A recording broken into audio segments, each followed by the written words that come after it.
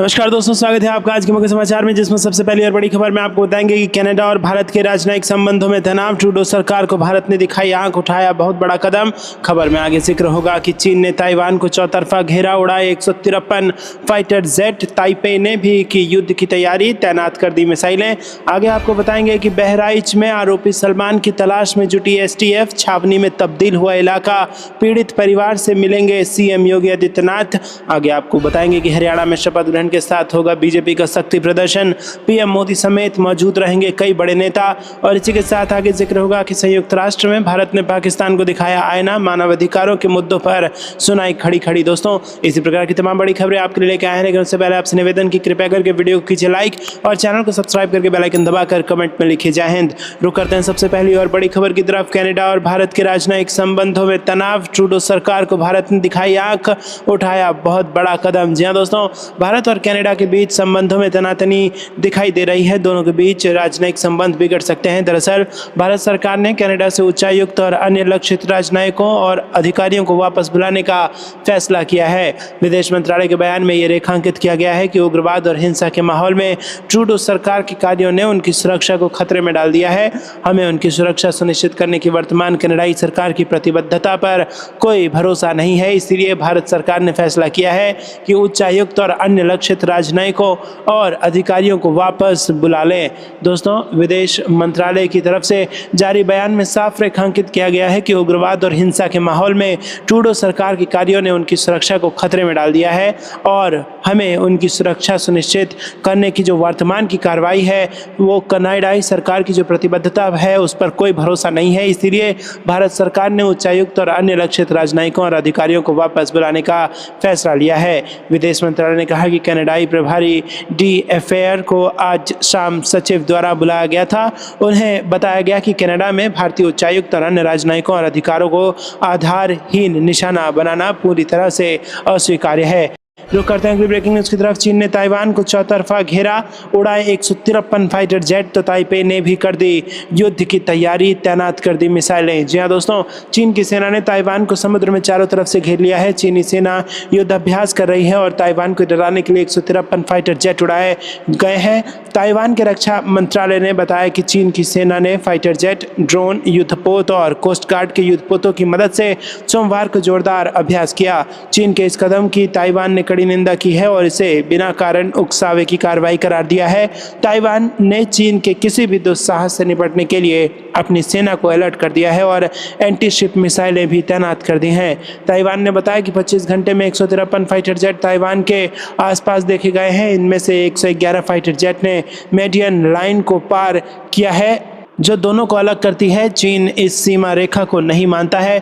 चीन ने प्रण किया है कि वो युद्ध के लिए तैयार है। चीन ताइवान को अपना हिस्सा मानता है और चीन के कई युद्धपोत और एयरक्राफ्ट कैरियर भी ताइवान को घेरे हुए हैं। चीन का ये कदम ताइवान जलडमरू मध्य में तनावपूर्ण स्थिति को दर्शाता है। चीन के रक्षा मंत्रालय ने कहा कि यह अभ्यास ताइवान के राष्ट्रपति लाई चिंग-ते के बीजिंग की उन मांगों को मानने से इनकार करने की प्रतिक्रिया है कि ताइवान खुद को कम्युनिस्ट पार्टी के शासन के तहत चीन के हिस्से के रूप में स्वीकार करे।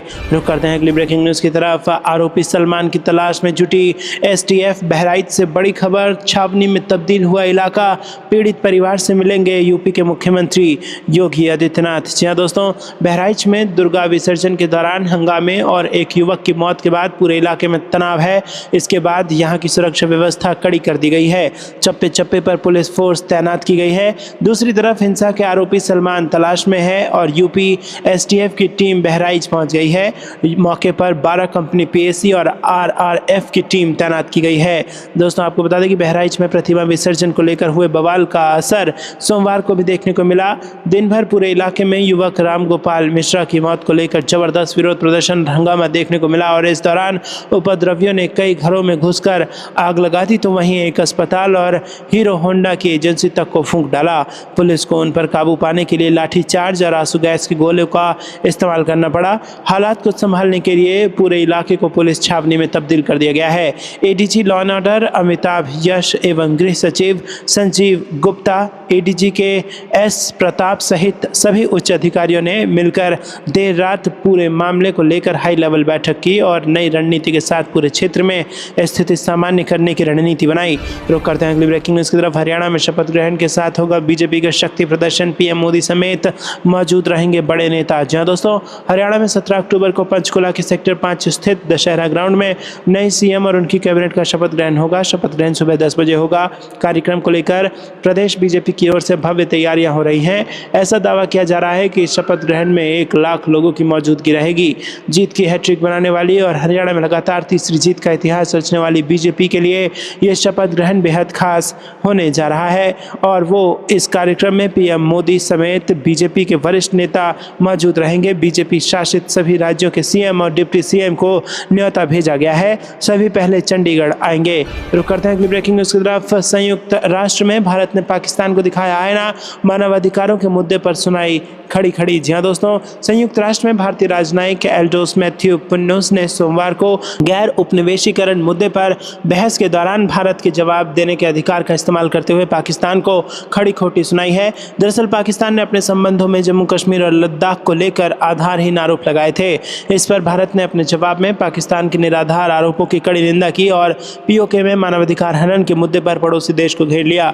पाकिस्तान पर निशाना साधते हुए भारतीय राजनयिक ने कहा कि पाकिस्तान द्वारा लगाए गए निराधार आरोप मुख्य रूप से जम्मू कश्मीर और लद्दाख के केंद्र शासित प्रदेशों से संबंधित हैं। भारत ये दोहराना चाहेगा कि जम्मू कश्मीर और लद्दाख भारत का अभिन्न और अविभाज्य अंग थे और रहेंगे। पाकिस्तान भारत के आंतरिक मामलों पर जवाब देने का हकदार नहीं है। उन्होंने आगे कहा कि हम पाकिस्तान को सलाह देते हैं कि वो पाकिस्तान के कब्जे वाले जम्मू कश्मीर और लद्दाख में हो रहे गंभीर मानवाधिकार उल्लंघन को रोके। दुनिया जानती है कि पाकिस्तान किस तरह से विभाजनकारी गतिविधियां चलाता है। भारत इस बात पर जोर देना चाहेगा कि हमारी नींव पाकिस्तान के विपरीत लोकतांत्रिक मूल्यों पर आधारित है। पाकिस्तान की आलोचना करते हुए उन्होंने कहा कि पाकिस्तान दिखावटी चुनावों, विपक्षी नेताओं की कैद और राजनीतिक आवाजों के दमन के लिए बदनाम है। भारतीय राजनयिक ने कहा कि पाकिस्तान जम्मू कश्मीर में असल लोकतंत्र को काम करते देखकर दुखी हुआ होगा। बीते हफ्ते ही जम्मू कश्मीर में चुनाव नतीजे घोषित किए गए हैं और इस दौरान लाखों मतदाताओं ने अपने मताधिकार का इस्तेमाल किया और संवैधानिक ढांचे के तहत अपने नेता का चुनाव किया। साफ तौर पर पाकिस्तान इससे पूरी तरह नावाकिफ है। एल्डोस मैथ्यू पुन्नुस ने कहा कि पाकिस्तान आतंकवाद का समर्थन करने के लिए बदनाम है और हैरानी इस बात की है कि वो दुनिया के सबसे बड़े लोकतंत्र पर सवाल उठा रहा है। पड़ोसियों के खिलाफ सीमा पार आतंकवाद पाकिस्तान की नीति का हिस्सा रहा है। रुक करते हैं अगली ब्रेकिंग न्यूज़ की तरफ। डिजिटल इंडिया से बदला भारत, 6G सेवा पर भी जल्द होगा काम, पीएम मोदी का ऐलान। जी हां दोस्तों, प्रधानमंत्री नरेंद्र मोदी ने भारत में संचार क्रांति के क्षेत्र में हाल के साल में हुई प्रगति को काफ़ी अहम बताया। उन्होंने कहा कि पिछले 10 सालों में भारत में मोबाइल और इंटरनेट के क्षेत्र में बड़ी क्रांति आई है। 5G ने काया पलट लिया है और हम जल्द ही 6G पर भी काम करने जा रहे हैं। इंडिया मोबाइल कांग्रेस 2024 के उद्घाटन के मौके पर उन्होंने कहा कि 21वीं सदी में भारत की मोबाइल और टेलीकॉम यात्रा पूरी दुनिया के लिए विशेष रुचि का विषय बन चुकी है। उन्होंने कहा कि आज की तारीख में भारत में 120 करोड़ मोबाइल यूज़र्स हो चुके हैं, 95 करोड़ इंटरनेट यूज़र्स हो चुके हैं। यह आंकड़ा काफ़ी अहम है। पूरी दुनिया का ध्यान भारत ने खींचा है और ये देश की अहम उपलब्धि है। प्रधानमंत्री मोदी ने कहा कि आज भारत में टेलीकॉम के क्षेत्र में जो प्रगति भारत ने की है वो अकल्पनीय है। उन्होंने कहा कि आज का ये आयोजन काफ़ी अहम है। स्टैंडर्ड और सर्विस का संगम है। ITU और इंडियन मोबाइल कांग्रेस का एक मंच पर आना समय की मांग है और एक क्रांतिकारी पहल भी। उन्होंने कहा कि भारत ने हजारों साल से वसुधैव कुटुंबकम का संदेश दिया है। संचार क्षेत्र में उपलब्धि आज के भारत का मिशन है। भारत दुनिया में प्रगति की राह प्रशस्त कर रहा है। रुक करते हैं अगली ब्रेकिंग न्यूज़ की तरफ। बिहार को एक और वंदे भारत की सौगात, सहरसा से सियालदाह के बीच चलेगी ट्रेन। जी हाँ दोस्तों, रेल मंत्रालय ने कोसी क्षेत्र के यात्रियों को एक बड़ी सौगात देते हुए बिहार के पूर्व मध्य रेल के समस्तीपुर मंडल के सहरसा से सियालदाह के बीच नई वंदे भारत ट्रेन चलाने का निर्णय लिया है। वरिष्ठ मंडल वाणिज्य प्रबंधक अनैया स्मृति ने मंगलवार को बताया कि वंदे भारत ट्रेन को चलाने के पहले रेलवे बोर्ड एवं रेल मुख्यालय से ट्रेन मैनेजर और क्रू की ट्रेनिंग कराने का निर्देश प्राप्त हुआ है। उन्होंने बताया कि इस निर्देश के आलोक में पटना से चल रही वंदे भारत ट्रेन के क्रू और ट्रेन मैनेजर के साथ समस्तीपुर मंडल के कर्मी कर्मियों को प्रशिक्षण लेने के लिए भेजा गया है। दोस्तों आपको ये कुछ लगता है कमेंट में जरूर बताइए। वीडियो को लाइक नहीं किया तो लाइक जरूर कीजिएगा। रुक करते हैं अगली ब्रेकिंग न्यूज़ की तरफ। आतंकियों द्वारा तोड़े गए मंदिरों का होगा पुनर्निर्माण, जम्मू कश्मीर में सरकार ने लिया बड़ा फैसला। जी हाँ दोस्तों, जम्मू कश्मीर में सरकार ने राज्य में क्षतिग्रस्त मंदिरों को मरम्मत और उनकी जमीन की डिमार्केशन के लिए एक विशेष समिति का गठन किया है। इस समिति में जम्मू कश्मीर के डिविजनल कमिश्नर के साथ सभी 20 जिलों के डिप्टी कमिश्नर शामिल होंगे।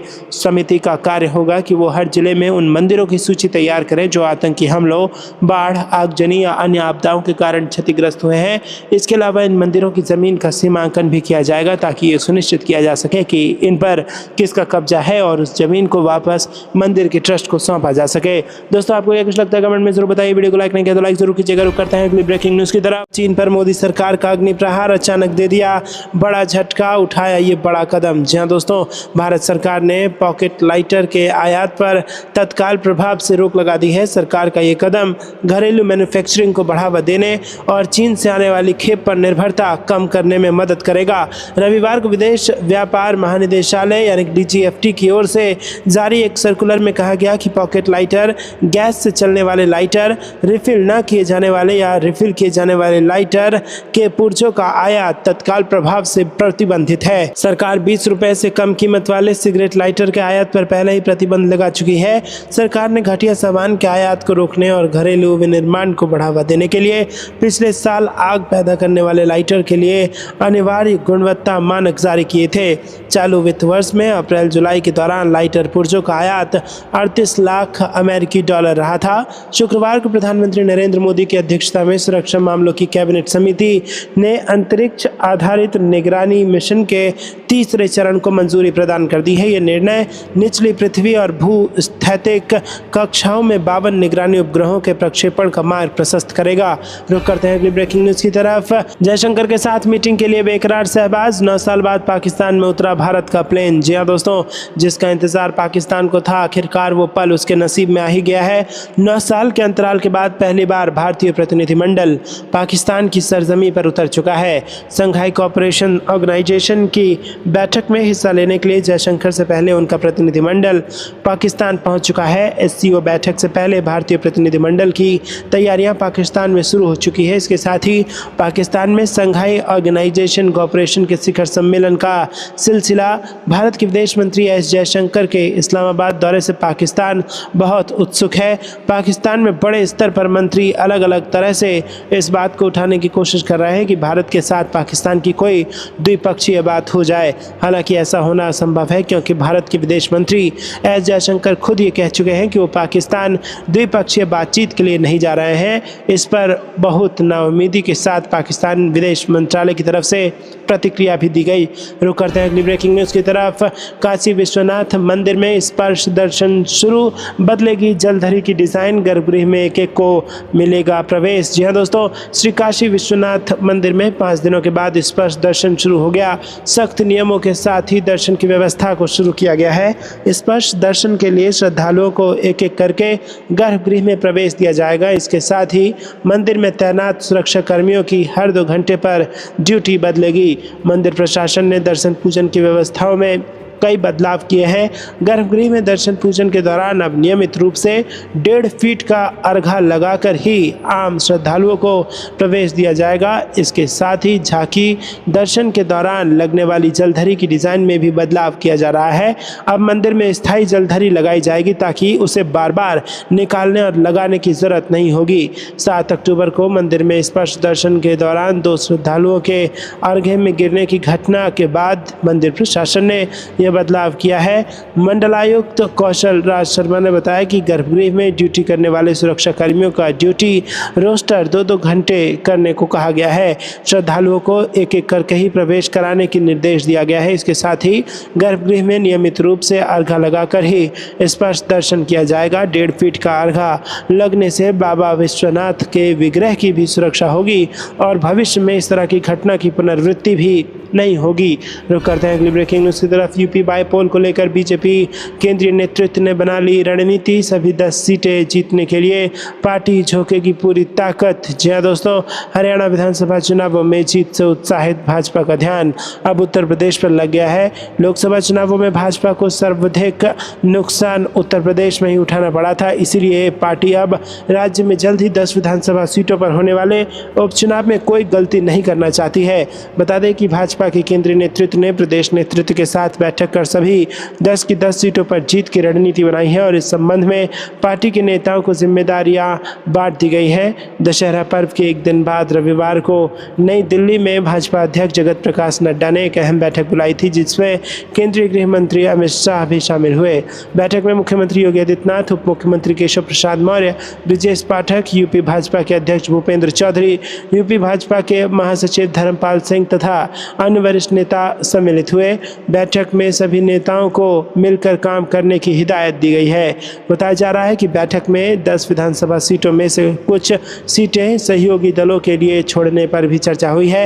हालांकि इस संबंध में अभी कोई फैसला नहीं लिया गया है। बताया जा रहा है कि एक सीट आरएलडी और एक सीट निषाद पार्टी को दी जा सकती है। ये भी बताया जा रहा है कि आगामी दिनों में भाजपा का केंद्रीय नेतृत्व आरएलडी और निषाद पार्टी से बात कर गठबंधन पर फैसला लेगा। उपचुनावों की तैयारी के लिए भाजपा ने अपने सभी बूथ अध्यक्षों को कई दिशा निर्देश जारी किए हैं। इसके अलावा सभी सीटों पर प्रवासी कार्यकर्ताओं को भी जिम्मेदारियां दी गई है। पार्टी के विभिन्न विभागों के प्रभारियों के साथ बैठक कर भी उपचुनावों के लिए पार्टी की तैयारियों का जायजा लिया गया है। ये भी बताया जा रहा है कि केंद्रीय गृह मंत्री, भाजपा अध्यक्ष तथा कई अन्य बड़े नेता आगामी दिनों में उत्तर प्रदेश का दौरा करेंगे। रुक करते हैं अगली ब्रेकिंग न्यूज़ की तरफ। यूपी के ग्रामीणों को भारत सरकार से मिला बड़ा तोहफा, अब मुफ्त मिलेगी बिजली। 85 गांव की सूची हुई तैयार। जी हाँ दोस्तों, आपको बता दें कि जिले को अच्छी खबर मिली है। अब पीएम सूर्य घर मुफ्त बिजली योजना के तहत 5000 से अधिक लोगों वाले एक गांव को सोलर मॉडल गांव बनाया जाएगा। भारत सरकार इसके लिए 1 करोड़ रुपए का बजट देगी। गांव की चुनाव प्रक्रिया तेज हो गई है। चयनित शहर पूरी तरह से सौर ऊर्जा से चलेगा। बागपत जिले को एक सुखद खबर मिली है।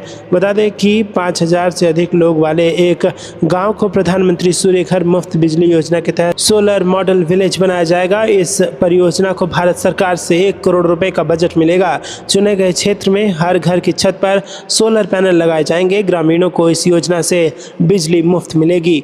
यूपी नेडा के अधिकारी को पंचायत राज भवन ने 5000 से अधिक लोगों के 85 गांव की सूची दी है।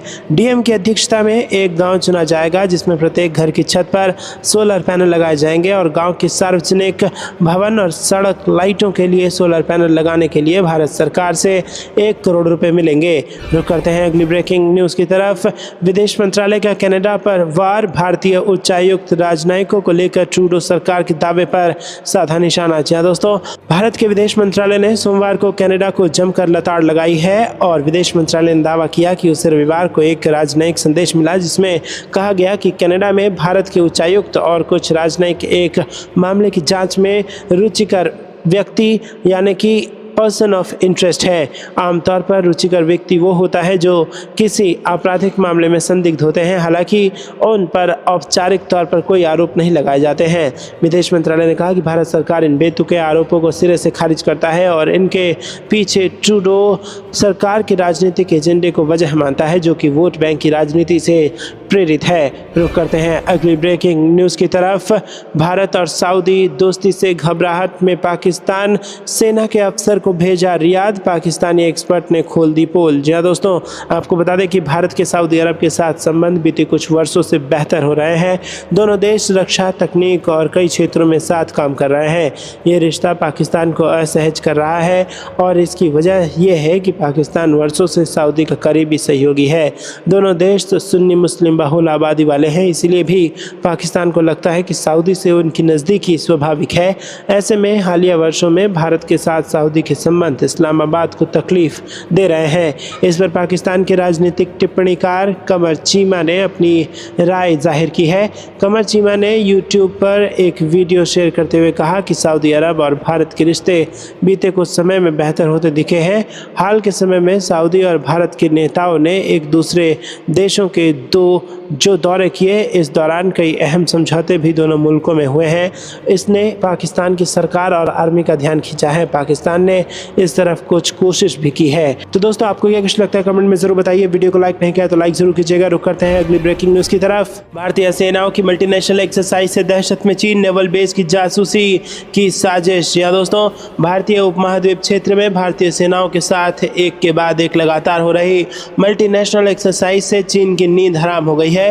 हाल ही में बंगाल की खाड़ी में क्वाड देशों की भारतीय नौसेना के साथ मालाबार 2024 एक्सरसाइज चल रही है। इसके ठीक पहले 1 से 6 अक्टूबर को गोवा तट पर भारतीय नौसेना, भारतीय वायुसेना और इटली की नौसेना के बीच कैरियर स्ट्राइक ग्रुप्स की एक एक्सरसाइज भी हुई थी। वहीं भारतीय सेनाओं के साथ हो रहे संयुक्त अभ्यासों से चीन की बेचैनी इतनी बढ़ गई है कि न केवल नजर रखने के लिए अपने खुफिया जहाज भेजे, बल्कि ड्रोन से भी निगरानी करने में जुटा हुआ है। चीन को इस बात का डर सता रहा है कि इन एक्सरसाइज के बहाने भारत नौसेना हिंद महासागर से लेकर दक्षिण चीन सागर तक अपनी स्थिति मजबूत करना चाहती है।